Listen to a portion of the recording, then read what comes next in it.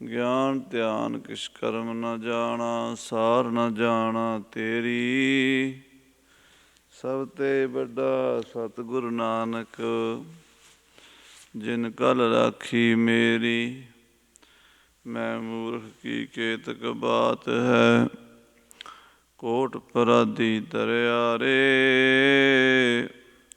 ਗੁਰੂ ਨਾਨਕ ਜਿਨ ਸੁਣਿਆ ਪੇਖਿਆ, ਸੇ ਫਿਰ ਗਰਭਾਸ ਨ ਭਰਿਆ ਰੇ। ਗੁਰੂ ਨਾਨਕ ਜਿਨ ਸੁਣਿਆ ਪੇਖਿਆ, ਸੇ ਫਿਰ ਗਰਭਾਸ ਨ ਭਰਿਆ ਰੇ। ਵਾਹਿਗੁਰੂ ਜੀ। ਸਲੋਕ ਮਹੱਲਾ ਤੀਜਾ। ਸੇਖਾ ਅੰਦਰੋਂ ਜੋਰ ਛੱਡ ਤੂੰ, ਭਉ ਕਰ ਝਲ ਗਵਾਏ। ਗੁਰ ਕੈ ਭੈ ਕੇਤੇ ਨਿਸਤਰੇ, ਭੈ ਵਿੱਚ ਨਿਰਭਉ ਪਾਏ। ਸੇਖਾ ਅੰਦਰੋਂ ਜੋਰ ਛੱਡ ਤੂੰ, ਭਉ ਕਰ ਝਲ ਗਵਾਏ। ਗੁਰ ਕੈ ਭੈ ਕੇਤੇ ਨਿਸਤਰੇ, ਭੈ ਵਿੱਚ ਨਿਰਭਉ ਪਾਏ। ਮਨ ਕਠੋਰ ਸ਼ਬਦ ਭੇਦ ਤੂੰ, ਸਾਂਤ ਵਸੈ ਮਨ ਆਏ। ਸ਼ਾਂਤੀ ਵਿੱਚ ਕਾਰ ਕਮਾਵਣੀ, ਸਾ ਖਸਮ ਪਾਏ ਥਾਏ। ਨਾਨਕ ਕਾਮ ਕ੍ਰੋਧ ਕਿਨੈ ਨਾ ਪਾਇਓ, ਪੁੱਛੋ ਗਿਆਨੀ ਜਾਏ।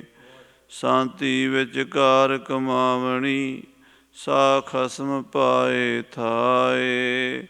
ਨਾਨਕ ਕਾਮ ਕ੍ਰੋਧ ਕਿਨੈ ਨਾ ਪਾਇਓ, ਪੁੱਛੋ ਗਿਆਨੀ ਜਾਏ। ਵਾਹਿਗੁਰੂ ਜੀ ਕਾ ਖਾਲਸਾ, ਵਾਹਿਗੁਰੂ ਜੀ ਕੀ ਫਤਿਹ। ਪਰਮ ਸਨਮਾਨਯੋਗ ਗੁਰੂ ਰੂਪ ਗੁਰੂ ਖਾਲਸਾ ਸਾਧ ਸੰਗਤ ਜੀ, ਅੰਮ੍ਰਿਤ ਵੇਲਾ ਸੱਚ ਨਾਉ ਵਡਿਆਈ ਵਿਚਾਰ ਦੇ ਮਹਾਂਵਾਕ ਅਨੁਸਾਰ ਗੁਰੂ ਸਾਹਿਬ ਜੀ ਦੀ ਪਵਿੱਤਰ ਪਾਵਨ ਹਜ਼ੂਰੀ ਵਿਖੇ ਅੰਮ੍ਰਿਤ ਵੇਲੇ ਦੇ ਦੀਵਾਨ ਸਜੇ ਹਨ। ਆਪ ਜੀ ਨੇ ਗੁਰੂ ਚਰਨਾਂ ਵਿੱਚ ਬੈਠ ਕੇ ਅੰਮ੍ਰਿਤਮਈ ਗੁਰਬਾਣੀ ਦੇ ਨਿਤਨੇਮ ਔਰ ਸ੍ਰੀ ਆਸਾ ਜੀ ਦੀ ਵਾਰ ਦੇ ਕੀਰਤਨ ਦਾ ਆਨੰਦ ਮਾਣਿਆ ਹੈ। ਸੱਚੇ ਪਾਤਸ਼ਾਹ ਜੀ ਮਹਾਰਾਜ ਨੇ ਆਪਣੇ ਸਿੱਖਾਂ ਸੇਵਕਾਂ ਨੂੰ ਇਹ ਬੜੀਆਂ ਵੱਡੀਆਂ ਅਮੋਲ ਬੇਸ਼ਕੀਮਤੀ ਦਾਤਾਂ ਬਖਸ਼ੀਆਂ ਹਨ। ਅੰਮ੍ਰਿਤ ਵੇਲੇ ਗੁਰੂ ਦੀ ਬਾਣੀ ਪੜ੍ਹਨ ਵਾਸਤੇ ਅਤੇ ਛਕਣ ਛਕਾਉਣ ਵਾਸਤੇ ਕੜਾਹ ਪ੍ਰਸ਼ਾਦ ਦੀਆਂ ਦੇਗਾਂ ਅਤੇ ਗੁਰੂ ਕੇ ਲੰਗਰ, ਸਾਡੀ ਆਤਮਾ ਦੀ ਖੁਰਾਕ ਵੀ ਦਿੱਤੀ ਹੈ, ਸਾਡੇ ਸਰੀਰ ਦੀ ਖੁਰਾਕ ਵੀ ਦਿੱਤੀ ਹੈ। ਦੋਵਾਂ ਤਰ੍ਹਾਂ ਨਾਲ ਦੋਵੇਂ ਥਾਮ ਰੱਖੇ ਗੁਰ ਸੂਰੇ। ਸਤਿਗੁਰੂ ਜੀ ਨੇ ਸਿੱਖ ਨੂੰ ਦੋਵਾਂ ਥਾਵਾਂ 'ਤੇ ਹਲਤ ਪਲਤ ਪਾਰ ਬ੍ਰਹਮ ਸਵਾਰੇ, ਕਾਰਜ ਹੋਏ ਸਗਲੇ ਪੂਰੇ। ਇਸ ਸੰਸਾਰ ਵਿੱਚ ਵੀ ਅਤੇ ਪਰਲੋਕ ਵਿੱਚ ਵੀ ਸੁਖੀ ਕਰ ਦਿੱਤਾ ਹੈ। ਇਹ ਲੋਕ ਸੁਖੀਏ, ਪਰਲੋਕ ਸੁਹੇਲੇ, ਨਾਨਕ ਹਰਿ ਪ੍ਰਭ ਆਪਹਿ ਮੇਲੇ। ਸੋ ਸਾਧ ਸੰਗਤ ਜੀ, ਮਹਾਰਾਜ ਸੱਚੇ ਪਾਤਸ਼ਾਹ ਗਰੀਬ ਨਿਵਾਜ ਜੀ ਦੀ ਪਾਵਨ ਪਵਿੱਤਰ ਗੁਰਬਾਣੀ ਦੀ ਕਥਾ ਹਰ ਰੋਜ਼ ਅੰਮ੍ਰਿਤ ਵੇਲੇ ਆਪ ਜੀ ਸਰਵਣ ਕਰ ਰਹੇ ਹੋ। ਬਿਹਾਗੜੇ ਦੀ ਵਾਰ ਵਿੱਚ 8 ਪੌੜੀਆਂ ਸਲੋਕਾਂ ਸਹਿਤ ਪਿਛਲੇ ਪ੍ਰਕਰਣਾਂ ਵਿੱਚ ਵਿਚਾਰੀਆਂ ਗਈਆਂ ਸਨ। ਅੱਜ 9ਵੀਂ ਪੌੜੀ ਨਾਲ ਸੰਬੰਧਿਤ ਜੋ ਇਹ ਪਹਿਲਾ ਸਲੋਕ ਹੈ, ਇਹ ਸ੍ਰੀ ਗੋਇੰਦਵਾਲ ਸਾਹਿਬ ਜੀ ਦੇ ਰਹਿਣ ਵਾਲੇ ਇੱਕ ਮੁਸਲਮਾਨ ਸੇਖ ਪ੍ਰਤੀ ਉਚਾਰਨ ਹੋਇਆ ਹੈ। ਸ੍ਰੀ ਗੋਇੰਦਵਾਲ ਸਾਹਿਬ ਜੀ ਦੀ ਧਰਤੀ 'ਤੇ ਸੇਖ ਜਾਤੀ ਦੇ ਕੁਛ ਲੋਕ ਰਹਿੰਦੇ ਸਨ, ਪਰਿਵਾਰ ਰਹਿੰਦੇ ਸਨ। ਮੁਸਲਮਾਨਾਂ ਵਿੱਚ ਸਈਅਦ ਔਰ ਸੇਖ ਇਹ ਜ਼ਿਆਦਾ ਸਤਿਕਾਰਯੋਗ ਮੰਨੇ ਗਏ ਹਨ, ਕਿਉਂਕਿ ਇਹਨਾਂ ਦਾ ਹਜ਼ਰਤ ਮੁਹੰਮਦ ਸਾਹਿਬ ਜੀ ਨਾਲ ਖੂਨੀ ਰਿਸ਼ਤਾ ਜੋੜਿਆ ਜਾਂਦਾ ਹੈ। ਇਸ ਕਰਕੇ ਸਿੱਖਾਂ ਦੀ ਬਰਾਦਰੀ ਔਰ ਸ਼ਹੀਦਾਂ ਦੀ ਬਰਾਦਰੀ ਇਹ ਬਹੁਤੀ ਸਤਿਕਾਰਯੋਗ ਇੱਜ਼ਤਦਾਰ ਮੰਨਦੇ। ਜਿਵੇਂ ਸਿੱਖਾਂ ਵਿੱਚ ਪੁਰਾਤਨ ਸਮੇਂ ਵਿੱਚ ਬੇਦੀ ਸਾਹਿਬਜ਼ਾਦਿਆਂ ਦਾ ਔਰ ਭੱਲੇ ਸਾਹਿਬਜ਼ਾਦਿਆਂ ਦਾ, ਤ੍ਰੇਣ ਸਾਹਿਬਜ਼ਾਦਿਆਂ ਦਾ ਔਰ ਸੋਢੀ ਸਾਹਿਬਜ਼ਾਦਿਆਂ ਦਾ ਪੰਥ ਖਾਲਸੇ 'ਚ ਸਤਿਕਾਰ ਹੋਇਆ ਕਰਦਾ ਸੀ। ਇਹ ਹੁਣ ਕੁਝ ਸਮੇਂ ਤੋਂ ਨਵੀਨ ਪ੍ਰਚਾਰ ਦੇ ਨਾਲ ਵਿਚਾਰਧਾਰਾ ਵਿੱਚ ਬਹੁਤ ਪਰਿਵਰਤਨ ਆਇਆ ਹੈ।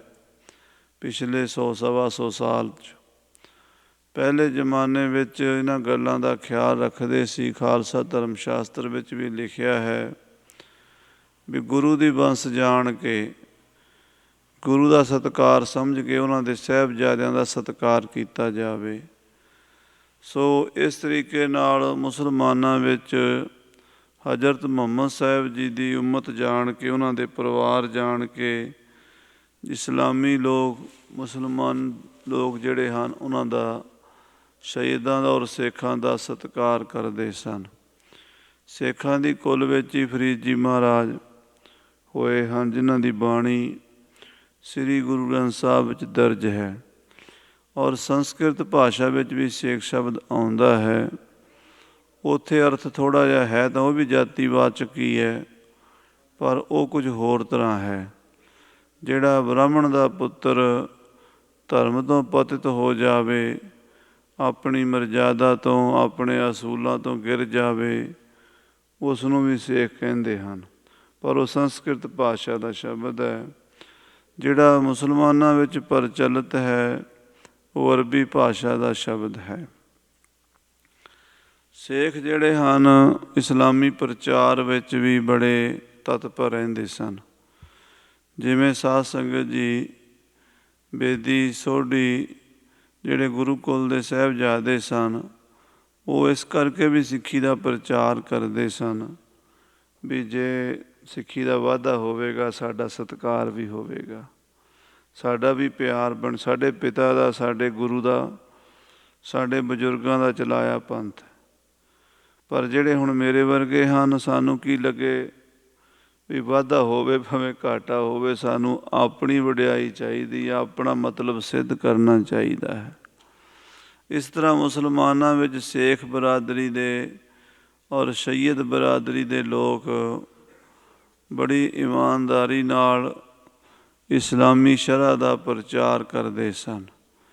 ਫਰੀਦ ਜੀ ਮਹਾਰਾਜ ਸੂਫੀ ਸੰਤ ਸਨ, ਪਰ ਉਹਨਾਂ ਦੀ ਵਿਚਾਰਧਾਰਾ ਦੇ ਵਿੱਚ ਇਸਲਾਮੀ ਕੱਟੜਤਾ ਵੀ, ਜਿਹੜੀ ਮਰਜ਼ਾਦਾ ਦੀ ਪਾਬੰਦੀ ਹੈ, ਸ਼ਰ੍ਹਾ ਦੀ ਪਾਬੰਦੀ ਹੈ, ਉਹ ਵੀ ਝਲਕਦੀ ਹੈ।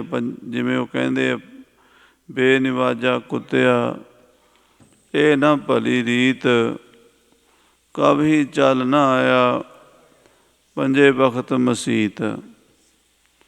ਸੋ ਫਰੀਦ ਜੀ ਮਹਾਰਾਜ ਸ਼ੇਖ ਬਰਾਦਰੀ ਵਿੱਚੋਂ ਸਨ। ਸਾਰੇ ਇੱਕੋ ਜਿਹੇ ਹੁੰਦੇ ਨਹੀਂ, ਚੰਗੇ ਵੀ ਹੁੰਦੇ ਹਨ, ਮਾੜੇ ਵੀ ਹੁੰਦੇ ਹਨ। ਜਿਹੜੇ ਗੋਇੰਦਵਾਲ ਸਾਹਿਬ ਰਹਿੰਦੇ ਸਨ ਉਹ ਮੁਤੱਸਬੀ ਸਨ, ਈਰਖਾਲੂ ਸਨ, ਈਰਖਾ ਨਾਲ ਭਰੇ ਹੋਏ, ਰੋਜ਼ ਗੁਰੂ ਦੀਆਂ ਸੰਗਤਾਂ ਨੂੰ ਵੇਖ ਵੇਖ ਕੇ ਸੜੀ ਜਾਣਾ। 5-7 ਘਰ ਸਨ ਸਿੱਖਾਂ ਦੇ।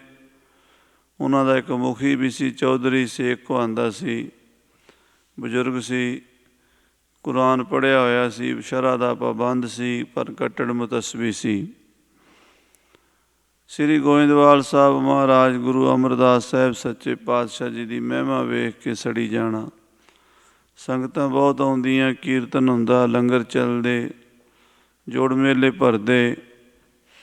ਗੁਰੂ ਦੀਆਂ ਸੰਗਤਾਂ ਨੂੰ ਵੇਖ ਵੇਖ ਕੇ ਦੁਖੀ ਹੁੰਦਾ ਅਤੇ ਆਪਣੇ ਮੁੰਡਿਆਂ ਨੂੰ, ਪੋਤਿਆਂ ਨੂੰ, ਬੱਚਿਆਂ ਨੂੰ ਪੁੱਠੀ ਮੱਤ ਦਿੰਦਾ। ਗੁਰੂ ਦੀਆਂ ਸੰਗਤਾਂ ਲੰਗਰ ਵਾਸਤੇ ਖੂਹ ਤੋਂ ਪਾਣੀ ਭਰਨ ਜਾਂਦੀਆਂ, ਸਿੱਖਾਂ ਦੇ ਮੁੰਡੇ ਘੜੇ ਤੋੜ ਦਿੰਦੇ, ਰੋੜਾ ਮਾਰ ਦੇਣਾ, ਘੜਾ ਭੰਨ ਦੇਣਾ।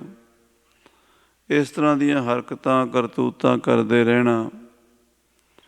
ਸਤਿਗੁਰੂ ਸਾਹਿਬ ਜੀ ਨੇ ਬੜਾ ਸਮਝਾਇਆ, ਸੰਗਤਾਂ ਨੇ ਵੀ ਸਮਝਾਇਆ, ਪਰ ਜਿਨ੍ਹਾਂ ਦੇ ਸਾਧ ਸੰਗਤ ਜੀ ਈਰਖਾ ਦਾ ਰੋਗ ਲੱਗ ਜਾਂਦਾ ਹੈ, ਉਹਨਾਂ ਨੂੰ ਤਾਂ ਬ੍ਰਹਮਾ ਵੀ ਨਹੀਂ ਸਮਝਾ ਸਕਦਾ। ਮਹਾਰਾਜ ਕਹਿੰਦੇ ਬ੍ਰਹਮਾ ਹੂੰ ਕੋ ਕਹਿਓ ਨਾ ਮੰਨ। ਉਹ ਈਰਖਾ ਦਾ ਐਸਾ ਭਿਆਨਕ ਰੋਗ ਹੈ ਬਈ ਇਹ ਮਹਾਰਾਜ ਕਿਸੇ ਨੂੰ ਨਾ ਲਾਵੇ। ਬਿਨਾਂ ਮਤਲਬ ਦੇ, ਬਿਨਾਂ ਪ੍ਰਯੋਜਨ ਦੇ ਲੱਗਦਾ ਹੈ। ਨਾ ਕੁਛ ਮਿਲਣਾ ਨਾ ਗਿਲਣਾ, ਨਾ ਲੈਣਾ ਨਾ ਦੇਣਾ, ਬਿਨਾਂ ਪ੍ਰਯੋਜਨ ਦੂਸਰੇ ਦੀ ਮਹਿਮਾ ਵੇਖ ਕੇ ਸੜੀ ਜਾਣਾ।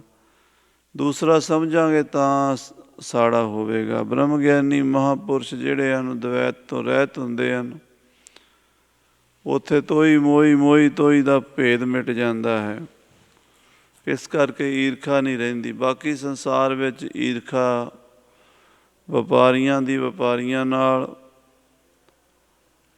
ਔਰ ਕਿਰਸਾਨਾਂ ਦੀ ਕਿਰਸਾਨਾਂ ਨਾਲ ਔਰ ਰਾਜਿਆਂ ਦੀ ਰਾਜਿਆਂ ਨਾਲ, ਨੇਤਾਵਾਂ ਦੀ ਨੇਤਾਵਾਂ ਨਾਲ ਔਰ ਸਾਧ ਸੰਗਤ ਦੀ ਧਾਰਮਿਕ ਲੋਕਾਂ ਦੀ ਧਾਰਮਿਕ ਲੋਕਾਂ ਨਾਲ ਹੁੰਦੀ ਹੈ।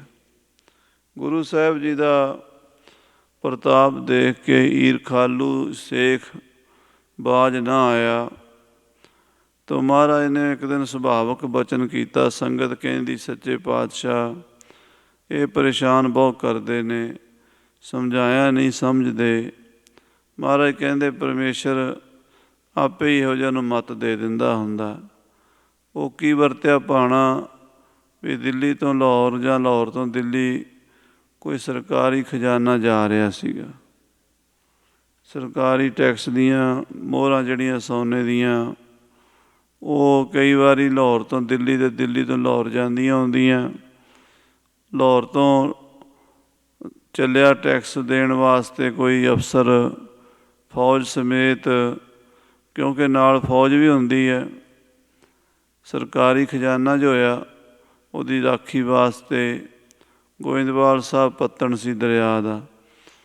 ਪਹਿਲਾਂ ਸੜਕ ਜਿਹੜੀ ਹੈ ਲਾਹੌਰ ਤੋਂ ਦਿੱਲੀ ਜਾਣ ਵਾਲੀ, ਦਿੱਲੀ ਤੋਂ ਲਾਹੌਰ ਜਾਣ ਵਾਲੀ, ਜਲੰਧਰ ਤੋਂ ਇਹ ਕਪੂਰਥਲੇ ਨੂੰ ਹੁੰਦੀ ਹੋਈ ਇਹ ਸਾਧ ਸੰਗਤ ਜੀ ਗੋਇੰਦਵਾਲ ਮੁੰਡੀ ਮੋੜ ਪੱਤਣ ਜਿਹੜਾ ਹੈ ਉੱਥੋਂ ਲੰਘਦੀ ਸੀ ਅਤੇ ਅੱਗੇ ਫਿਰ ਪੁਲ ਪੈਂਦਾ ਸੀ ਬੇੜੀਆਂ ਦਾ, ਫਿਰ ਉਹ ਝਬਾਲ ਵੱਲ ਜਾ ਕੇ ਲਾਹੌਰ ਨੂੰ ਜਾਂਦੀ ਸੀ। ਪੁਰਾਣੀ ਸੜਕ ਦੇ ਮੁਨਾਰੇ ਆਪਾਂ ਦੇਖੇ ਹਨ, ਅਜੇ ਵੀ ਲੱਗੇ ਹਨ, ਜਿਹੜੇ ਸ਼ੇਰਸ਼ਾਹ ਸੂਰੀ ਮਾਰਗ ਦੀ ਨਿਸ਼ਾਨੀ ਹਨ। ਉਹਦੇ 'ਤੇ ਹੋਣ ਕਰਕੇ ਗੋਇੰਦਵਾਲ ਸਾਹਿਬ ਹਰ ਇੱਕ ਸਰਕਾਰੀ ਫੌਜ ਆਉਣ ਜਾਣ ਵਾਲਾ ਰੁਕਦਾ ਸੀ। ਇਹ ਇੱਕ ਤਰ੍ਹਾਂ ਦਾ ਸੈਂਟਰ ਬਣਿਆ ਹੋਇਆ ਸੀ। ਸਤਿਗੁਰੂ ਜੀ ਨੇ ਵੀ ਇਸੇ ਕਰਕੇ ਸਿੱਖੀ ਦਾ ਪ੍ਰਚਾਰ ਗੜ੍ਹ ਇੱਥੇ ਬਣਾਇਆ ਸੀ। ਗੋਇੰਦਵਾਲ ਸਿੱਖੀ ਦਾ ਧੁਰਾ, ਨੇੜੇ ਹੀ ਗੁਰੂ ਕੀ ਨਗਰੀ ਸ੍ਰੀ ਖਡੂਰ ਸਾਹਿਬ, ਗੁਰੂ ਅੰਗਦ ਦੇਵ ਸਾਹਿਬ ਜੀ ਦੀ ਨਗਰੀ ਸੀ। ਉਹਨਾਂ ਨੇ ਗੁਰੂ ਅਮਰਦਾਸ ਸਾਹਿਬ ਜੀ ਨੂੰ ਇੱਥੇ ਭੇਜਿਆ ਸੀ। ਸਿੱਖਾਂ ਦੇ ਘਰ ਵੀ ਸਨ ਅਤੇ ਉਹ ਸਿੱਖ ਜਿਹੜੇ ਹਨ ਉਹ ਇਸ ਤਰ੍ਹਾਂ ਸੰਗਤ ਨੂੰ ਪਰੇਸ਼ਾਨ ਕਰਦੇ। ਮਹਾਰਾਜ ਦਾ ਬਚਨ ਹੋ ਗਿਆ ਪੂਰਾ। ਉਹ ਜਿਹੜੀ ਫੌਜ ਸੀ ਟੈਕਸ ਦੇਣ ਵਾਲੀ ਅਤੇ ਟੈਕਸ ਤਾਰਨ ਵਾਸਤੇ ਦਿੱਲੀ ਜਾ ਰਹੀ, ਉਹ ਕਿਤੇ ਇੱਥੇ ਠਹਿਰ ਗਈ ਰਾਤ ਵਾਸਤੇ। ਹਨੇਰਾ ਪੈ ਗਿਆ, ਰਾਤ ਨੂੰ ਉਹਨਾਂ ਨੇ ਪੜਾਅ ਕਰ ਲਿਆ। ਉਹਨਾਂ ਦੀਆਂ ਖੱਚਰਾਂ ਹੁੰਦੀਆਂ, ਖੱਚਰਾਂ ਦੇ ਉੱਤੇ ਖੁਰਜੀਆਂ ਲੱਦੀਆਂ ਹੁੰਦੀਆਂ ਅਤੇ ਖੁਰਜੀਆਂ ਵਿੱਚ ਮੋਹਰਾਂ ਸੋਨੇ ਦੀਆਂ। ਕੋਈ ਹਨੇਰੀ ਜਿਹੀ ਆਈ, ਉਹ ਜਿਹੜੀਆਂ ਖੱਚਰਾਂ ਸੀ ਉਹਨਾਂ ਵਿੱਚੋਂ ਇੱਕ ਖੱਚਰ ਆਪੇ ਹੀ ਤੁਰ ਪਈ ਅਤੇ ਕਿਸੇ ਉਹ ਜਿਹੜਾ ਬੰਦਾ ਉਹਨਾਂ ਦੀ ਰਾਖੀ ਕਰਨ ਵਾਲਾ ਸੀ ਅਵੇਸਲਾ ਹੋ ਗਿਆ। ਉਹ ਕੁਝ ਮਿੰਟ ਇੱਧਰ ਉੱਧਰ ਜਾਂ ਆਪਣੇ ਤੰਬੂ ਵਗੈਰਾ ਲਾਉਣ ਲੱਗ ਪਏ।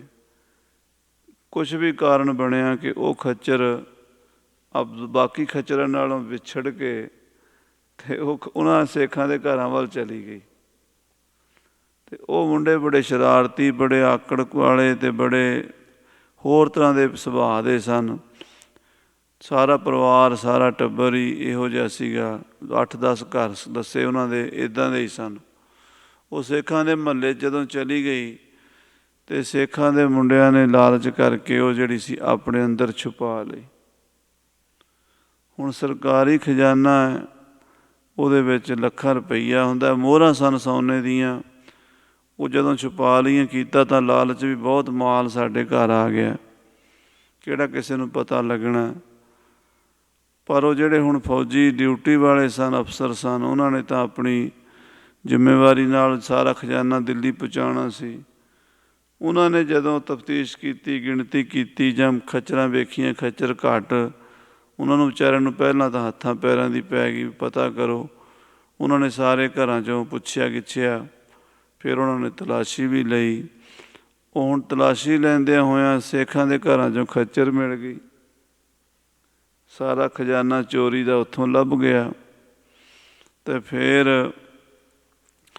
ਉਹਨਾਂ ਅਫਸਰਾਂ ਨੇ, ਉਹਨਾਂ ਫੌਜੀਆਂ ਨੇ ਉਹ ਸਿੱਖ ਬੜੀ ਬੁਰੀ ਤਰ੍ਹਾਂ ਕੁੱਟੇ ਮਾਰੇ, ਉਹਨਾਂ ਨੂੰ ਸਜ਼ਾਵਾਂ ਵੀ ਦਿੱਤੀਆਂ, ਉਹਨਾਂ ਦੀ ਬੜੀ ਬੇਇੱਜ਼ਤੀ ਹੋਈ।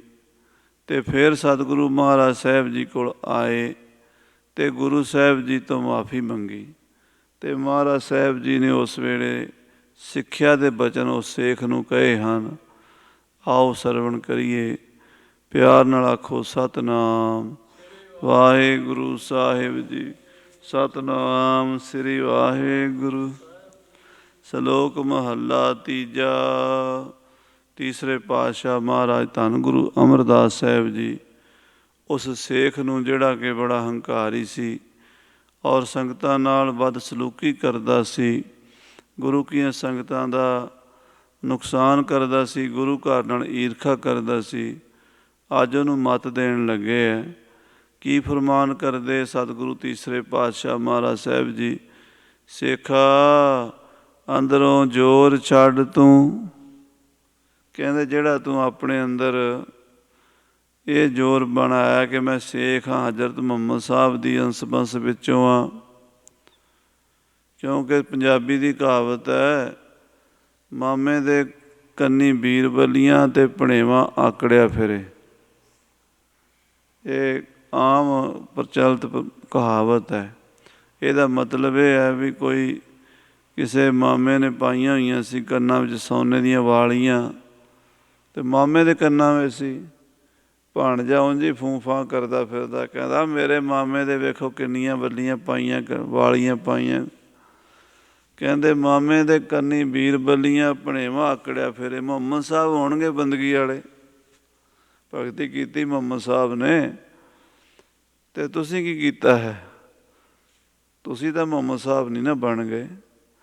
ਮੁਹੰਮਦ ਸਾਹਿਬ ਦੇ ਅੰਸ ਬੰਸ ਠੀਕ ਹੋ, ਸਤਿਕਾਰ ਹੁੰਦਾ ਤੁਹਾਡਾ, ਪਰ ਇਹ ਸਤਿਕਾਰ ਦਾ ਨਜਾਇਜ਼ ਫਾਇਦਾ ਉਠਾਓ ਵੀ ਸਾਡੇ ਕੋਲ ਸਰਕਾਰੀ ਜ਼ੋਰ ਹੈ, ਅਫਸਰ ਸਾਨੂੰ ਝੁਕਦੇ ਹਨ, ਮੁਸਲਮਾਨ ਸਾਰੀ ਦੁਨੀਆ ਉਮਤ ਸਾਨੂੰ ਮੰਨਦੀ ਹੈ, ਅਤੇ ਅਸੀਂ ਕਿਸੇ ਸਾਧੂ ਸੰਤ ਦਾ ਸਤਿਕਾਰ ਹੀ ਨਾ ਕਰੀਏ। ਅਸੀਂ ਰੱਬ ਦੇ ਪਿਆਰਿਆਂ ਨੂੰ ਪੱਥਰ ਮਾਰੀਏ, ਉਹਨਾਂ ਦੇ ਘੜੇ ਭੰਨੀਏ, ਉਹਨਾਂ ਦੇ ਨਾਲ ਈਰਖਾ ਕਰੀਏ। ਇਹ ਹੁੰਦਾ ਅੰਦਰਲਾ ਜ਼ੋਰ, ਹੰਕਾਰ ਦਾ ਜ਼ੋਰ, ਕਿ ਅਸੀਂ ਜ਼ੋਰ ਹੰਕਾਰ ਬੋਲਣ ਕਾ। ਕਈ ਤਰ੍ਹਾਂ ਦਾ ਜ਼ੋਰ ਹੈ। ਕਈ ਬੰਦਿਆਂ ਨੂੰ ਆਪਣੇ ਅੰਦਰਲਾ ਹੰਕਾਰ ਜ਼ੋਰ ਜ਼ਬਰਦਸਤੀ ਕਰਨ ਲਈ ਮਜਬੂਰ ਕਰਦਾ, ਅਤੇ ਉਹ ਲੋਕਾਂ 'ਤੇ ਕਰਦੇ ਹਨ। ਸਿੱਖਾ ਅੰਦਰੋਂ ਜ਼ੋਰ ਛੱਡ ਤੂੰ ਆਪਣੇ ਅੰਦਰੋਂ ਮੈਂ ਮੇਰੀ ਦਾ ਜਿਹੜਾ ਜ਼ੋਰ ਹੈ ਕਿ ਮੈਂ ਸਿੱਖ ਹਾਂ, ਮੇਰਾ ਹਰ ਕੰਮ, ਮੇਰਾ ਹਰ ਹੁਕਮ ਚੱਲਦਾ ਹੈ, ਇਹ ਤੂੰ ਛੱਡ ਦੇ। ਕਿਉਂਕਿ ਸਾਰਿਆਂ ਦਾ, ਭਾਵੇਂ ਕੋਈ ਮੁਸਲਮਾਨ ਹੈ, ਭਾਵੇਂ ਕੋਈ ਹਿੰਦੂ ਹੈ, ਜਿਹੜਾ ਆਪਣੇ ਆਪ ਨੂੰ ਧਾਰਮਿਕ ਕਹਾਉਂਦਾ ਹੈ, ਕਿਸੇ ਵੀ ਧਰਮ ਨਾਲ ਰਿਲੇਟਿਵ ਹੈ, ਉਹ ਬੰਦੇ ਦਾ ਅਸਲ ਪ੍ਰਯੋਜਨ ਪਰਮਾਤਮਾ ਦੀ ਪ੍ਰਾਪਤੀ ਹੈ। ਈਸ਼ਵਰ ਨਾਲ ਜੁੜਨਾ, ਖੁਦਾ ਨਾਲ ਜੁੜਨਾ, ਅੱਲਾ ਨਾਲ ਜੁੜਨਾ। ਭਾਵੇਂ ਕੋਈ ਵਾਹਿਗੁਰੂ ਕਵੇ ਅਤੇ ਭਾਵੇਂ ਕੋਈ ਭਗਵਾਨ ਕਵੇ ਅਤੇ ਕੋਈ ਅੱਲਾ ਕਵੇ, ਧਰਮ ਦੇ ਵਿੱਚ ਆ ਗਿਆ ਤਾਂ ਉਹਦਾ ਅਸਲ ਪ੍ਰਯੋਜਨ ਪਰਮਾਤਮਾ ਨਾਲ ਜੁੜਨ ਦਾ ਹੈ। ਉੱਦਾਂ ਠੀਕ ਹੈ ਵੀ ਕੋਈ ਧਾਰਮਿਕ ਲਿਬਾਸ ਪਾਈ ਫਿਰਦਾ, ਆਪਣੇ ਨਿਸ਼ਾਨੇ ਨੂੰ ਭੁੱਲਿਆ ਹੋਇਆ, ਉਹ ਧਰਮ ਦੇ ਨਾਂ 'ਤੇ ਪਖੰਡ ਕਰ ਰਿਹਾ, ਉਹ ਧਰਮੀ ਨਹੀਂ ਹੋ ਸਕਦਾ। ਸੋ ਤੂੰ ਸਿੱਖ ਹੈ, ਤੂੰ ਇਹ ਵੀ ਚਾਹੁੰਦਾ ਕਿ ਮੈਨੂੰ ਰੱਬ ਮਿਲੇ, ਪਰ ਆਪਣਾ ਜ਼ੋਰ ਵੀ ਨਹੀਂ ਛੱਡਦਾ। ਕਿਉਂਕਿ ਸਤਿਗੁਰੂ ਜੀ ਨੇ ਲਿਖ ਹੀ ਦਿੱਤਾ ਸ੍ਰੀ ਜਪਜੀ ਸਾਹਿਬ ਵਿੱਚ, ਜ਼ੋਰ ਨਾ ਸੁਰਤੀ ਗਿਆਨ ਵਿਚਾਰ, ਜ਼ੋਰ ਨਾ ਜੁਗਤੀ ਛੁਟੈ ਸੰਸਾਰ, ਜਿਸ ਹੱਥ ਜ਼ੋਰ ਕਰ ਵੇਖੈ ਸੋਏ, ਨਾਨਕ ਉੱਤਮ ਨੀਚ ਨਾ ਕੋਏ।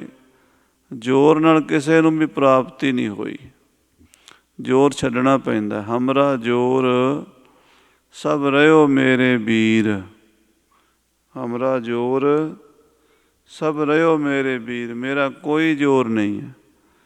ਮੇਰੇ ਕੋਲ ਨਾ ਮਹਾਰਾਜ ਸੁਰਤੀ ਲਾਉਣ ਦਾ ਜ਼ੋਰ ਹੈ, ਨਾ ਗਿਆਨ ਦੀ ਵਿਚਾਰ ਕਰਨ ਦਾ ਜ਼ੋਰ ਹੈ, ਨਾ ਮੈਂ ਪੂਜਾ ਪਾਠ ਕਰਨ ਦਾ ਜ਼ੋਰ ਰੱਖਦਾ ਹਾਂ, ਨਾ ਮੈਂ ਕਿਸੇ ਹੋਰ ਤਰ੍ਹਾਂ ਦਾ ਜ਼ੋਰ ਰੱਖਦਾ ਹਾਂ। ਸਭ ਤਰ੍ਹਾਂ ਦਾ ਜ਼ੋਰ, ਸਭ ਤਰ੍ਹਾਂ ਦੀਆਂ ਆਪਣੀਆਂ ਤਾਕਤਾਂ ਛੱਡ ਕੇ ਨਿਮਾਣਾ ਹੋ, ਗੁਰਮੁਖ ਨਿਮਾਣਾ ਹੋ।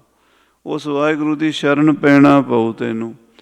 ਤੂੰ ਅੰਦਰੋਂ ਆਪਣਾ ਜ਼ੋਰ ਛੱਡ ਅਤੇ ਭਉ ਕਰ ਝੱਲ ਗਵਾਏ, ਭੈ ਧਾਰਨ ਕਰ ਪਰਮੇਸ਼ਰ ਦਾ। ਇਹ ਤੂੰ ਜਿਹੜਾ ਪਦ ਹੈ ਦੇਲੀ ਦੀਪਕ ਹੈ। ਕਈ ਜਗ੍ਹਾ 'ਤੇ ਮਹਾਂਪੁਰਸ਼ਾਂ ਨੇ, ਵਿਦਿਆ ਦਾਤਿਆਂ ਨੇ ਸਮਝਾਇਆ ਹੈ ਬਈ ਦੀਵਾ ਜੇ ਦਰਵਾਜ਼ੇ 'ਚ ਰੱਖ ਦਈਏ ਅਤੇ ਉਹ ਦੋਵੇਂ ਪਾਸੇ ਰੋਸ਼ਨੀ ਕਰ ਦਿੰਦਾ ਹੈ। ਜੇ ਆਪਾਂ ਉਹ ਦਰਵਾਜ਼ੇ 'ਚ ਦੀਵਾ ਰੱਖੀਏ, ਇੱਧਰ ਵੀ ਰੋਸ਼ਨੀ ਹੋਵੇਗੀ, ਬਾਹਰ ਬਰਾਂਡੇ 'ਚ ਵੀ ਰੋਸ਼ਨੀ ਹੋਵੇਗੀ। ਇਹਨਾਂ ਨੂੰ ਦੇਲੀ ਦੀਪਕ ਪਦ ਕਹਿੰਦੇ ਹਨ, ਜਿਹੜੇ ਵਿੱਚ ਆ ਜਾਂਦੇ ਪੰਕਤੀਆਂ ਦੇ। ਉਹ ਦੋਵੇਂ ਪਾਸੇ ਅਰਥ ਦਿੰਦੇ ਹਨ। ਸੇਖਾ ਅੰਦਰੋਂ ਜ਼ੋਰ ਛੱਡ, ਤੂੰ ਆਪਣਾ ਜ਼ੋਰ ਛੱਡ ਦੇ। ਤੂੰ ਭਉ ਕਰ ਝੱਲ ਗਵਾਏ, ਲਿਖਿਆ ਇੱਕੋ ਵਾਰੀ ਹੈ ਅਤੇ ਦੋਵੇਂ ਪਾਸੇ ਇਹ ਰੋਸ਼ਨੀ ਦਿੰਦਾ, ਅਰਥ ਦਿੰਦਾ ਹੈ। ਹੇ ਸੇਖ, ਤੂੰ ਆਪਣਾ ਹੰਕਾਰ ਛੱਡ ਦੇ ਅਤੇ ਤੂੰ ਭਉ ਧਾਰਨ ਕਰ ਲੈ ਵਾਹਿਗੁਰੂ ਦਾ, ਅਤੇ ਝੱਲੀਆਂ ਗੱਲਾਂ ਨਾ ਕਰਿਆ ਕਰ। ਆਹ ਜਿਹੜੀਆਂ ਹੰਕਾਰ ਵਾਲੀਆਂ ਗੱਲਾਂ ਨੇ ਵੀ ਅਸੀਂ ਸੇਖ ਹਾਂ, ਅਸੀਂ ਵੱਡੇ ਹਾਂ, ਅਸੀਂ ਜੋ ਮਰਜ਼ੀ ਕਰੀਏ, ਇਹੀ ਸਭ ਤੋਂ ਵੱਡੀ ਮੂਰਖਤਾ ਹੈ। ਮੂਰਖ ਕੇ ਕਿਆ ਲੱਖਣ ਹੈ, ਕਿਆ ਮੂਰਖ ਕਾ ਕਰਨਾ। ਝੱਲੇ, ਮੂਰਖ, ਪਾਗਲ, ਇਹ ਬਹੁਤ ਅਸੀਂ ਸ਼ਬਦ ਵਰਤਦੇ ਹਾਂ, ਪਰ ਮਹਾਰਾਜ ਕਹਿੰਦੇ ਮੂਰਖ ਦੇ ਲੱਛਣ ਕੀ ਹਨ। ਬਿਨਾਂ ਲੱਛਣ ਦੇ ਤਾਂ ਕੋਈ ਵੀ ਸਾਧ ਸੰਗਤ ਦੀ ਵਸਤੂ ਦੀ ਸਿੱਧੀ ਨਹੀਂ ਹੁੰਦੀ। ਜਿਵੇਂ ਕਿਸੇ ਨੇ ਪੁੱਛਿਆ ਗਊ ਕੈਸੀ ਹੈ, ਅਤੇ ਕਹਿਣ ਵਾਲਾ ਕਹਿੰਦਾ ਸਿੰਘਾਂ ਵਾਲੀ ਹੈ। ਉਹ ਕਹਿੰਦਾ ਸਿੰਘਾਂ ਵਾਲਿਆਂ ਦਾ ਝੋਟਾ ਵੀ ਹੁੰਦਾ, ਸਿੰਘਾਂ ਵਾਲਾ ਤਾਂ ਝੋਟਾ ਵੀ, ਇਹ ਤਾਂ ਫਿਰ ਉਹਦਾ ਲੱਛਣ ਨਾ ਹੋਇਆ। ਜੇ ਕੋਈ ਕਵੇ, ਕਹਿੰਦੇ ਬਈ ਗਊ ਜਿਹੜੀ ਹੈ ਉਹ ਕੈਸੀ ਹੈ, ਉਹ ਕਹਿੰਦਾ ਬਈ ਇੱਕ ਖੁਰ ਵਾਲੀ ਹੈ। ਕਹਿੰਦੇ ਇਹ ਤਾਂ ਹੋ ਨਹੀਂ ਸਕਦਾ, ਗਊ ਦੇ ਦੋ ਖੁਰ ਹੁੰਦੇ ਨੇ, ਪਾਟੇ ਹੁੰਦੇ ਨੇ। ਇੱਕ ਖੁਰ ਵਾਲਾ ਤਾਂ ਘੋੜਾ ਹੁੰਦਾ, ਇੱਕ ਖੁਰ ਵਾਲਾ ਤਾਂ ਘੋੜਾ ਹੁੰਦਾ। ਤਾਂ ਫਿਰ ਉਹਦੇ ਲਈ ਸੰਨਾ ਸਮੇਤ ਸਿੰਘ ਹੋਵੇ ਸੋ ਗਊ ਹੈ। ਸੰਨਾ ਉਹ ਜਿਹੜਾ ਝਾਲਰ ਜੀ ਨਹੀਂ ਹੁੰਦੀ, ਇੱਥੇ ਕੰਬਲ ਜਿਹਾ ਲਟਕਿਆ ਹੁੰਦਾ, ਉਹ ਗਲੇ ਦੇ ਵਿੱਚ ਨਹੀਂ, ਅੱਗੋਂ ਉਹ ਵੀ ਹੋਵੇ, ਸਿੰਘ ਵੀ ਹੋਣ ਅਤੇ ਖੁਰ ਵੀ ਪਾਟੇ ਹੋਣ। ਉਹ ਸਾਰੇ ਲੱਛਣ ਦੱਸੋਗੇ ਤਾਂ ਗਊ ਦੇ ਲੱਛਣ ਹੋਣਗੇ। ਇੱਕ ਦੇ ਦੱਸੋਗੇ ਅਤੇ ਜੇ ਮੈਂ ਕਿਹਾ ਖੁਰ ਪਾਟੇ ਕਹਿ ਦਿਆਂਗੇ ਅਤੇ ਬੱਕਰੀ 'ਚ ਵੀ ਲੱਛਣ ਚੱਲੀ, ਅਤੀ ਵਿਆਪਤੀ ਵੀ, ਉਹਦੇ ਵੀ ਪਾਟੇ ਹੁੰਦੇ। ਇੱਕ ਖੁਰ ਵਾਲਾ ਗਾਂ ਹੁੰਦੀ ਨਹੀਂ, ਦੋ ਖੁਰਾਂ ਵਾਲੀ ਹੁੰਦੀ ਹੈ। ਸੰਨੇ ਸਮੇਤ ਹੋਵੇਗੀ। ਜੇ ਇਕੱਲੇ ਸਿੰਘਾਂ ਦੀ ਕਹੋਗੇ ਤਾਂ ਝੋਟੇ 'ਚ ਚਲਾ ਜਾਏਗਾ ਲੱਛਣ। ਸੋ ਬਿਨਾਂ ਲੱਛਣ ਦੇ ਕਿਸੇ ਚੀਜ਼ ਦੀ ਸਿੱਧੀ ਨਹੀਂ ਹੁੰਦੀ। ਤੋ ਮੂਰਖ ਦੇ ਵੀ ਤਾਂ ਮਹਾਰਾਜ ਕਹਿੰਦੇ ਵੀ ਲੱਛਣ ਹੋਣੇ ਚਾਹੀਦੇ ਆ। ਕਹਿੰਦੇ ਮੂਰਖ ਕੇ ਕਿਆ ਲੱਖਣ ਹੈ, ਕਿਆ ਮੂਰਖ ਕਾ ਕਰਨਾ। ਅਗਲੀ ਪੰਕਤੀ 'ਚ ਫਿਰ ਲੱਛਣ ਦੱਸਦੇ, ਕਹਿੰਦੇ ਮੂਰਖ ਉਹ ਜੇ ਮੁਗਧ ਹੈ ਹੰਕਾਰੇ ਮਰਨਾ। ਸਭ ਤੋਂ ਵੱਡਾ ਲੱਛਣ ਇਹ ਹੈ, ਮੂਰਖ ਉਹ ਹੈ ਜਿਹੜਾ ਕਹਿੰਦਾ ਮੈਂ ਕਰ ਦਿੱਤਾ, ਮੈਂ ਕਰ ਸਕਦਾ, ਮੈਂ ਕਰ ਦਿਆਂਗਾ, ਮੇਰੇ 'ਚ ਇੰਨੀ ਪਾਵਰ ਹੈ। ਸਭ ਤੋਂ ਵੱਡੀ ਮੂਰਖਤਾ ਇਸ ਦੁਨੀਆ ਵਿੱਚ ਮੈਂ ਦੀ ਹੈ, ਕਿਉਂਕਿ ਇਹ ਬੰਦੇ ਨੂੰ ਸਮਝ ਹੀ ਨਹੀਂ ਵੀ ਮੈਂ ਕਰ ਕੀ ਸਕਦਾ। ਮੈਂ ਇੱਕ ਪਾਣੀ ਦਾ ਬੁਲਬੁਲਾ ਹਾਂ। 9 ਮਹੀਨੇ ਮਾਂ ਦੇ ਪੇਟ 'ਚ ਰਹਿ ਕੇ ਮੈਂ ਜਨਮ ਲੈ ਲਿਆ। 10, 20, 50, 100 ਸਾਲ ਜੀ ਕੇ ਮੈਂ ਮਿੱਟੀ 'ਚ ਮਿਲ ਜਾਣਾ। ਫਿਰ ਮੈਂ ਕੀ ਚੀਜ਼ ਹਾਂ? ਕੁਛ ਵੀ ਨਹੀਂ। ਜਿਹੜੇ ਸਰੀਰ ਨੂੰ ਮੈਂ ਕਹਿ ਰਿਹਾ ਉਹ ਤਾਂ ਮੇਰਾ ਹੈ ਹੀ ਨਹੀਂ, ਉਹ ਤਾਂ ਮੈਂ ਹੈ ਹੀ ਨਹੀਂ, ਉਹ ਤਾਂ ਮੇਰਾ ਕਿਰਾਏ ਦਾ ਮਕਾਨ ਹੈ। ਜਿਹੜਾ ਕਿਰਾਏ ਦੇ ਮਕਾਨ ਨੂੰ ਆਪਣੇ ਘਰ ਨੂੰ ਕਵੇ, ਕੰਧਾਂ ਨੂੰ ਕਵੇ, ਦੀਵਾਰਾਂ ਨੂੰ ਕਵੇ, ਪੌੜੀਆਂ ਨੂੰ ਕਵੇ, ਚੁਬਾਰੇ ਨੂੰ ਕਵੇ ਮੈਂ ਹਾਂ, ਉਹਨੂੰ ਕੌਣ ਸਿਆਣਾ ਕਹੇਗਾ? ਪਾਗਲ ਹੀ ਕਹਿਣਗੇ ਸਾਰੇ। ਸੋ ਮਹਾਰਾਜ ਕਹਿੰਦੇ ਮੂਰਖ ਹੋ ਜੇ ਮੁਗਧ ਹੈ ਹੰਕਾਰੇ ਮਾਰਨਾ। ਤੂੰ ਝੱਲੀਆਂ ਗੱਲਾਂ ਨਾ ਕਰ ਪਾਗਲਾਂ ਵਾਲੀਆਂ, ਭਉ ਧਾਰਨ ਕਰ ਪਰਮੇਸ਼ਰ ਤੋਂ ਡਰ। ਅਵਲ ਹਮਦ ਜਨਾਬ ਖੁਦਾਏ ਦੀ ਨੂੰ, ਰੰਗ ਰੰਗ ਦੇ ਖੇਲ ਦਿਖਾਉਂਦਾ ਈ, ਸਫਾ ਪਿਛਲੀਆਂ ਸਭ ਵਲੇਟ ਲੈਂਦਾ, ਅੱਗੇ ਹੋਰ ਦੀ ਹੋਰ ਵਿਛਾਉਂਦਾ ਈ, ਸ਼ਾਹ ਮੁਹੰਮਦਾ ਉਸ ਤੋਂ ਸਦਾ ਡਰੀਏ, ਪਾਤਸ਼ਾਹ ਤੋਂ ਭੀਖ ਮੰਗਾਉਂਦਾ ਈ। ਜਿਹੜਾ ਰਾਜਿਆਂ ਤੋਂ ਭੀਖ ਮੰਗਾ ਦਿੰਦਾ ਉਹਦੇ ਤੋਂ ਡਰ। ਆਹ ਦੇਖ ਲਓ ਸਾਹਮਣੇ ਪ੍ਰਤੱਖ ਵਰਤ ਗਿਆ ਵੀ ਸੰਗਤ ਦੇ ਘੜੇ ਭੰਨਦੇ ਸੀਗੇ ਅਤੇ ਅਗਲਿਆਂ ਨੇ ਆ ਕੇ ਘਰ ਦੇ ਭਾਂਡੇ ਭੰਨਤੇ, ਕੁੱਟਿਆ ਫੜ ਕੇ ਗਲੀਆਂ 'ਚ ਲੰਮਾ ਪਾ ਕੇ, ਬਹੁਤ ਬੁਰਾ ਹਾਲ ਕੀਤਾ ਪੁਲਿਸ ਵਾਲਿਆਂ ਨੇ, ਫੌਜ ਵਾਲਿਆਂ ਨੇ। ਅਤੇ ਫਿਰ ਮਹਾਰਾਜ ਕਹਿੰਦੇ ਭੈ ਧਾਰਨ ਕਰੋ, ਕੋਈ ਪਤਾ ਨਹੀਂ ਕੀ ਹੋ ਜਾਣਾ। ਗੁਰ ਕੈ ਭੈ ਕੇਤੇ ਨਿਸਤਰੇ, ਗੁਰੂ ਦੇ ਭੈ ਵਿੱਚ ਆ ਜਾ। ਗੁਰੂ ਦੇ ਭੈ ਵਿੱਚ ਕਿੰਨਿਆਂ ਦਾ ਹੀ ਬੇੜਾ ਪਾਰ ਹੋ ਗਿਆ, ਕਿੰਨੇ ਤਰ ਗਏ, ਕੋਈ ਅੰਤ ਨਹੀਂ। ਤਰਿਆ ਉਹੀ ਹੈ ਜਿਹੜਾ ਗੁਰੂ ਦੇ ਭੈ ਵਿੱਚ ਆਇਆ, ਜਿਹੜਾ ਗੁਰੂ ਤੋਂ ਡਰਿਆ ਨਹੀਂ ਉਹ ਤਰਿਆ ਨਹੀਂ। ਆਖੋ ਸ੍ਰੀ ਵਾਹਿਗੁਰੂ। ਜਿਹੜਾ ਗੁਰੂ ਤੋਂ ਡਰਿਆ ਨਹੀਂ ਉਹ ਤਰਿਆ ਨਹੀਂ, ਅਤੇ ਜਿਹੜਾ ਗੁਰੂ ਤੋਂ ਡਰਿਆ ਉਹ ਤਰ ਗਿਆ। ਗੁਰ ਕੈ ਭੈ ਕੇਤੇ ਨਿਸਤਰੇ, ਭੈ ਵਿੱਚ ਨਿਰਭਉ ਪਾਏ। ਗੁਰੂ ਦੇ ਭੈ ਵਿੱਚ ਰਹਿ ਕੇ ਨਿਰਭਉ ਪਦਵੀ ਪ੍ਰਾਪਤ ਹੁੰਦੀ। ਨਿਰਭਉ ਜਪੈ ਸਗਲ ਭਉ ਮਿਟੈ, ਜਿਨ੍ਹਾਂ ਭਉ ਤਿਨ ਨਾਹੀ ਭਉ। ਜਿਨ੍ਹਾਂ ਨੂੰ ਰੱਬ ਦਾ ਗੁਰੂ ਦਾ ਭਉ ਆ ਗਿਆ ਉਹਨਾਂ ਨੂੰ ਫਿਰ ਜਮਾਂ ਦਾ ਭਉ ਨਹੀਂ, ਉਹਨਾਂ ਨੂੰ ਕਿਸੇ ਬੰਦੇ ਦਾ ਭਉ ਨਹੀਂ, ਕਿਸੇ ਵੈਰੀ ਦਾ ਦੁਸ਼ਮਣ ਦਾ ਭਉ ਨਹੀਂ, ਨਿਰਭਉ ਹੋ ਜਾਂਦੇ ਨੇ। ਭੈ ਵਿੱਚ ਨਿਰਭਉ ਪਾਏ। ਵਾਹਿਗੁਰੂ ਦੇ ਭੈ ਵਿੱਚ, ਗੁਰੂ ਦੇ ਭੈ ਵਿੱਚ ਆਏਗਾ ਅਤੇ ਤੂੰ ਨਿਰਭਉ ਅਵਸਥਾ ਪ੍ਰਾਪਤ ਕਰ ਲਏਗਾ।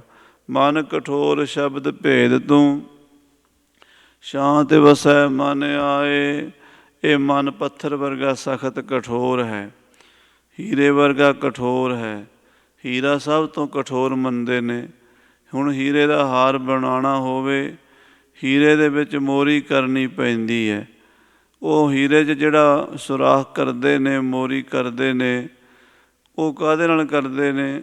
ਹੋਰ ਕਿਸੇ ਚੀਜ਼ ਨਾਲ ਹੋ ਨਹੀਂ ਸਕਦੀ, ਹੀਰੇ ਦੇ ਵਰਮੇ ਨਾਲ ਕਰਦੇ ਨੇ।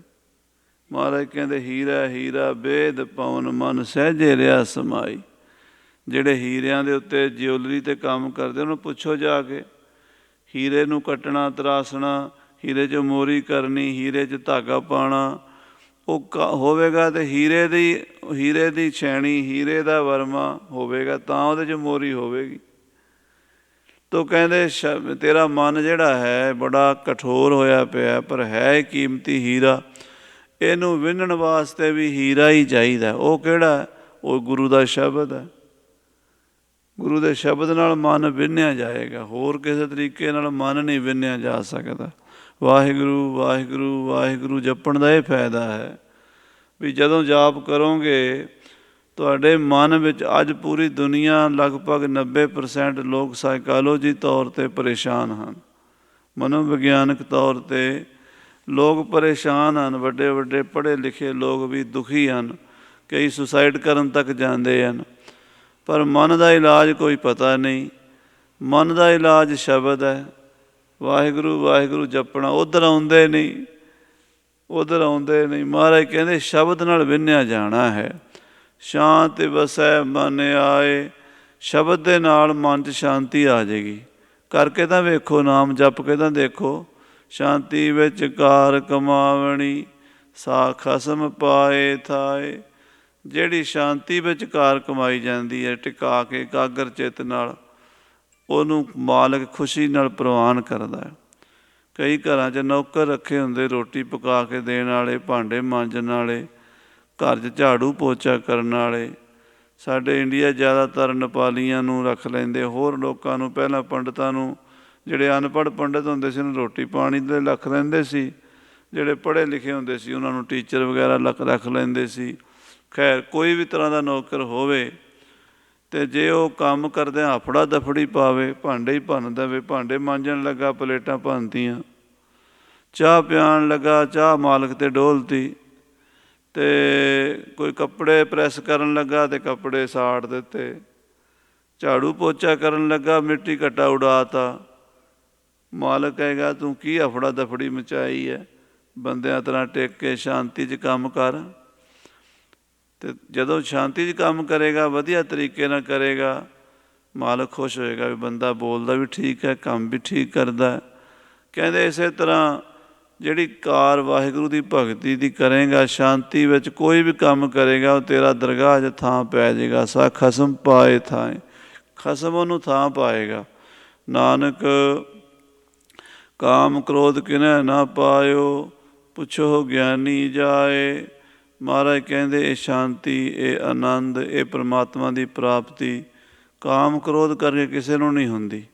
ਕਾਮ ਕ੍ਰੋਧ ਤਾਂ ਮਨ ਨੂੰ, ਪ੍ਰਭੂ ਚੰਦਰ ਨਾਟਕ ਵਿੱਚ ਪਹਿਲਾਂ ਹੀ ਸਵਈਆ ਲਿਖਦੇ ਨੇ, ਜਦੋਂ ਕਾਮਦੇਵ ਸਟੇਜ 'ਤੇ ਆ ਕੇ ਰੌਲਾ ਪਾਉਂਦਾ, ਉਹ ਕਹਿੰਦਾ ਸਾਡੇ ਹੁੰਦਿਆਂ ਕਿਸੇ ਨੂੰ ਵਿਵੇਕ ਹੋ ਸਕਦਾ, ਕਿਸੇ ਨੂੰ ਗਿਆਨ ਹੋ ਸਕਦਾ? ਕਾਮ ਕਹਿੰਦਾ ਮੇਰੇ ਹੁੰਦਿਆਂ, ਕਹਿੰਦੇ ਮੈਂ ਕਿਸੇ ਨੂੰ ਵਿਵੇਕ ਹੋਣ ਹੀ ਨਹੀਂ ਦਿਆਂਗਾ। ਜਿੱਥੇ ਕਾਮ ਆਉਂਦਾ ਉੱਥੇ ਕ੍ਰੋਧ ਵੀ ਹੁੰਦਾ ਨਾਲ ਹੀ, ਸਕੇ ਭਰਾ ਜੋ ਹੋਏ। ਜਦੋਂ ਕਾਮ ਨਹੀਂ ਪੂਰਾ ਹੁੰਦਾ ਕ੍ਰੋਧ ਆ ਜਾਂਦਾ। ਘਰ ਵਾਲੀ ਨੇ ਰੋਟੀ 'ਚ ਲੂਣ ਜ਼ਿਆਦਾ ਪਾ ਤਾ ਦਾਲ 'ਚ, ਅਤੇ ਕਾਮਨਾ ਪੂਰੀ ਨਹੀਂ ਹੋਈ, ਚੁੱਕ ਕੇ ਥਾਲੀ ਮਾਰੀ ਪਰੇ, ਕ੍ਰੋਧ ਆ ਗਿਆ। ਤੂੰ ਕਿਵੇਂ ਜੀ ਸਬਜ਼ੀ ਬਣਾਈ ਹੈ, ਕਿਵੇਂ ਰੋਟੀ ਬਣਾਈ ਹੈ, ਸਾੜ ਦਿੱਤੀ ਹੈ। ਕਾਮਨਾ ਦੀ ਪੂਰਤੀ ਨਾ ਹੋਵੇ ਤਾਂ ਕ੍ਰੋਧ ਆ ਜਾਂਦਾ। ਅਤੇ ਮਹਾਰਾਜ ਕਹਿੰਦੇ ਪੰਜੇ ਵਿਕਾਰ ਜਿੱਥੇ ਵੜ ਜਾਂਦੇ ਆ ਉੱਥੇ ਸ਼ਾਂਤੀ ਕਿੱਥੇ? ਪੁੱਛੋ ਗਿਆਨੀ ਜਾਏ। ਗਿਆਨਵਾਨ ਪੁਰਸ਼ਾਂ ਨੂੰ ਜਾ ਕੇ ਪੁੱਛੋ, ਤਤ ਬੇਤੇ ਮਹਾਂਪੁਰਸ਼ਾਂ ਨੂੰ। ਸੋ ਇਹ ਪਵਿੱਤਰ ਪਾਵਨ ਬਚਨ ਸਤਿਗੁਰੂ ਜੀ ਦੇ ਸੰਗਤਾਂ ਨਾਲ ਸਾਂਝੇ ਕੀਤੇ। ਭੁੱਲਾਂ ਚੁੱਕਾਂ ਦੀ ਖਿਮਾ। ਫਤਿਹ ਬੁਲਾਓ। ਵਾਹਿਗੁਰੂ ਜੀ ਕਾ ਖਾਲਸਾ, ਵਾਹਿਗੁਰੂ ਜੀ ਕੀ ਰਾਮ ਕਲੀ ਮਹੱਲਾ ਤੀਜਾ। ਆਨੰਦ ਏਕ ਓੰਕਾਰ ਸਤਿਗੁਰ ਪ੍ਰਸਾਦ। ਆਨੰਦ ਪਿਆ ਮੇਰੀ ਮਾਏ, ਸਤਿਗੁਰੂ ਮੈਂ ਪਾਇਆ। ਸਤਿਗੁਰ ਤਾਂ ਪਾਇਆ ਸਹਿ ਸੇਤੀ, ਮਨ ਵਜੀਆਂ ਵਧਾਈਆਂ। ਰਤਨ ਪਰਿਵਾਰ ਭਰੀਆਂ, ਸ਼ਬਦ ਗਾਵਣ ਆਈਆਂ। ਸ਼ਬਦੋ ਤਾਂ ਗਾਵੋ ਹਰੀ ਕੇਰਾ, ਮਨ ਜਿਨੀ ਵਸਾਇਆ। ਕਹਿ ਨਾਨਕ ਆਨੰਦ ਹੋਆ, ਸਤਿਗੁਰੂ ਮੈਂ ਪਾਇਆ। ਏ ਮਨ ਮੇਰਿਆ ਤੂੰ ਸਦਾ ਰਹੋ ਹਰ ਨਾਲੇ। ਹਰ ਨਾਲ ਰਹੋ ਤੂੰ ਮਨ ਮੇਰੇ, ਦੁੱਖ ਸਭ ਵਿਸਾਰਣਾ। ਅੰਗੀਕਾਰੋ ਕਰੇ ਤੇਰਾ ਕਾਰਜ ਸਭ ਸਵਾਰਣਾ। ਸਭਨਾ ਗੱਲਾਂ ਸਮਰੱਥ ਸੁਆਮੀ, ਸੋ ਕਿਉ ਮਨੋ ਵਿਸਾਰੇ। ਕਹਿ ਨਾਨਕ ਮਨ ਮੇਰੇ ਸਦਾ ਰਹੋ ਹਰ ਨਾਲੇ। ਸਾਚੇ ਸਾਹਿਬਾ ਕਿਆ ਨਾਹੀ ਕਰ ਤੇਰਾ। ਘਰ ਤਾਂ ਤੇਰਾ ਸਭ ਕੁਛ ਹੈ, ਜਿਸ ਦੇਹ ਸੋ ਪਾਵਈ। ਸਦਾ ਸਿਫਤ ਸਲਾਹ ਤੇਰੀ, ਨਾਮ ਮਨ ਵਸਾਵੇ। ਨਾਮ ਜਿਨ ਕੇ ਮਨ ਵਸਿਆ, ਵਾਜੇ ਸ਼ਬਦ ਕਨੇਰੇ। ਕਹਿ ਨਾਨਕ ਸੱਚੇ ਸਾਹਿਬ ਕਿਆ ਨਾਹੀ ਕਰ ਤੇਰਾ। ਸਾਚਾ ਨਾਮ ਮੇਰਾ ਆਧਾਰੋ, ਸਾਚ ਨਾਮ ਆਧਾਰ ਮੇਰਾ। ਜਿਨ ਭੁੱਖਾਂ ਸਭ ਗਵਾਈਆਂ, ਘਰ ਸ਼ਾਂਤ ਸੁਖ ਮਨ ਆਏ ਵਸਿਆ। ਜਿਨ ਇੱਛਾ ਸਭ ਪੁਜਾਈਆਂ, ਸਦਾ ਕੁਰਬਾਨ ਕੀਤਾ ਗੁਰੂ ਵਿਟੋਂ, ਜਿਸ ਦੀਆਂ ਇਹ ਵਡਿਆਈਆਂ। ਕਹਿ ਨਾਨਕ ਸੁਣੋ ਸੰਤੋ ਸ਼ਬਦ ਧਰੋ ਪਿਆਰੋ। ਸਾਚਾ ਨਾਮ ਮੇਰਾ ਆਧਾਰੋ, ਵਾਜੇ ਪੰਜ ਸ਼ਬਦ ਤਿਤ ਘਰ ਸੁਭਾਗੈ। ਘਰ ਸੁਭਾਗੈ ਸ਼ਬਦ ਵਾਜੇ, ਕਲਾ ਜਿਤ ਕਰਤਾਰੀਆ।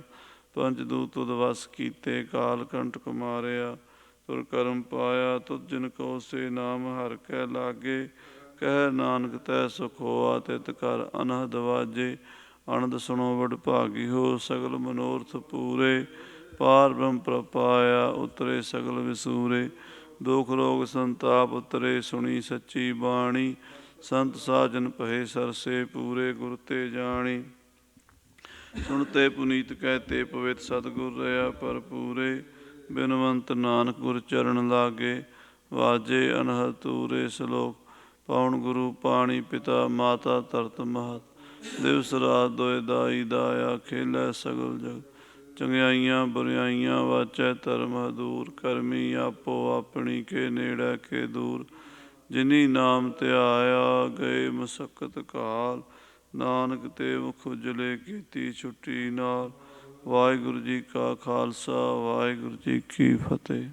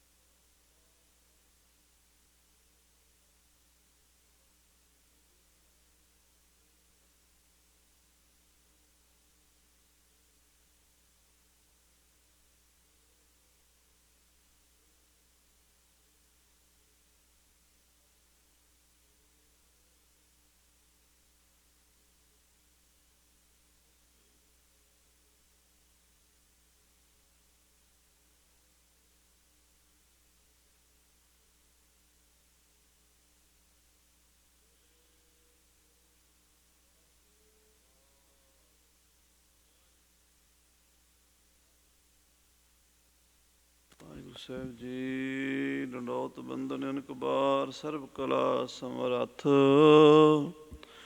ਡੋਲਣ ਤੇ ਰਾਖੋ ਪ੍ਰਭੂ ਨਾਨਕ ਦੇ ਕਰ ਹੱਥ ਸੋ ਟਾਲ ਗੁਰ ਸੇਵੀਐ ਅਹਨਿਸ ਸਹਿਜ ਸੁਭਾਏ ਦਰਸ਼ਨ ਪਰਸਿਆ ਗੁਰੂ ਕੇ ਜਨਮ ਮਰਨ ਦੁਖ ਜਾਏ। ਵਾਹਿਗੁਰੂ ਜੀ ਜੈਤ ਸ੍ਰੀ ਮਹੱਲਾ ਪੰਜਵਾਂ ਘਰ ਤੀਜਾ ਦੁਪਦੇ ਕੋ ਓੰਕਾਰ ਸਤਿਗੁਰ ਪ੍ਰਸਾਦ ਦੇਹੋ ਸੰਦੇਸਰੋ ਕਹੀਓ ਪ੍ਰਿਆ ਕਹੀਓ ਬਿਸਮ ਭਈ ਮੈਂ ਬਹੁ ਬਿਦ ਸੁਣ ਤੇ ਕਹੋ ਸੁਹਾਗਣ ਸਹੀਓ ਦੇਹੋ ਸੰਦੇਸਰੋ ਕਹੀਓ ਪ੍ਰਿਆ ਕਹੀਓ ਬਿਸਮ ਭਈ ਮੈਂ ਬਹੁ ਬਿਦ ਸੁਨ ਤੇ ਕਹੋ ਸੁਹਾਗਣ ਸਹੀਓ ਰਹਾਉ। ਕੋ ਕਹਿ ਤੋ ਸਭ ਬਾਹਰ ਬਾਹਰ ਕੋ ਕਹਿ ਤੋ ਸਭ ਮਹੀਓ ਵਰਣ ਨ ਦੀਸੈ ਚਿਹਨ ਨ ਲਖੀਐ ਸੁਹਾਗਣ ਸਾਤ ਬੁਝਈਓ। ਸਰਬ ਨਿਵਾਸੀ ਘਟ ਘਟ ਵਾਸੀ ਲੇਪ ਨਹੀਂ ਅਲਪਹੀਓ ਨਾਨਕ ਕਹਿਤ ਸੁਨੋ ਰੇ ਲੋਗਾ ਸੰਤ ਰਸਨ ਕੋ ਬਸਹੀਓ। ਸਰਬ ਨਿਵਾਸੀ ਘਟ ਘਟ ਵਾਸੀ ਲੇਪ ਨਹੀਂ ਅਲਪਹੀਓ ਨਾਨਕ ਕਹਿਤ ਸੁਨੋ ਰੇ ਲੋਗਾ ਸੰਤ ਰਸਨ ਕੋ ਬਸਹੀਓ। ਵਾਹਿਗੁਰੂ ਜੀ ਕਾ ਖਾਲਸਾ ਵਾਹਿਗੁਰੂ ਜੀ ਕੀ ਨਾਮ ਸਤਿਨਾਮ ਸਤਿਨਾਮ ਜੀ। ਵਾਹਿਗੁਰੂ ਵਾਹਿਗੁਰੂ ਵਾਹਿਗੁਰੂ ਜੀ ਜਪੋ ਸਤਿਨਾਮ ਸਤਿਨਾਮ ਸਤਿਨਾਮ ਜੀ। ਵਾਹਿਗੁਰੂ ਵਾਹਿਗੁਰੂ ਵਾਹਿਗੁਰੂ ਜੀ। ਵਾਹਿਗੁਰੂ ਜੀ ਕਾ ਖਾਲਸਾ